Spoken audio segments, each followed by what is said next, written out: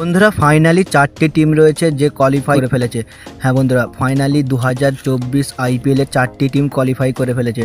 তো আজ এই ভিডিওর মাধ্যমে কোন 4টি টিম কোয়ালিফাই করেছে এবং কোন টিমের সাথে কোন টিম প্রথম খেলবে তা নিয়ে কথা বলবো। আর কলকাতা নাইট রাইডার্স কোন টিমের সাথে প্রথম খেলবে এই নিয়ে আজ এই ভিডিওর মাধ্যমে আলোচনা করব। তো ভিডিওটি ইন্টারেস্টিং হতে চলেছে। যারা আমার চ্যানেলে প্রথমবার এসেছেন চ্যানেলটিকে সাবস্ক্রাইব করে দেবেন। আর আপনারা যদি কেকেআরের ফ্যান হন তাহলে ভিডিওটিকে একটি লাইক করবেন। তো চলুন ভিডিওটি শুরু করা যাক।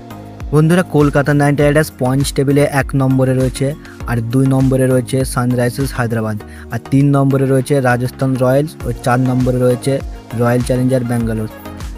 তো প্রথমে 1 ও 2 এর সাথে ম্যাচ হবে। কলকাতা বনাম হায়দ্রাবাদের সাথে প্রথম কোয়ালিফায়ার ম্যাচ হবে। আর কলকাতা হায়দ্রাবাদের ম্যাচে যে হারবে সে কিন্তু কোয়ালিফায়ার 1 খেলবে, আর যেই টিম জিতবে ডাইরেক্ট ফাইনালে চলে যাবে। এবারে রাজস্থানের সাথে ব্যাঙ্গালোরের খেলা হবে।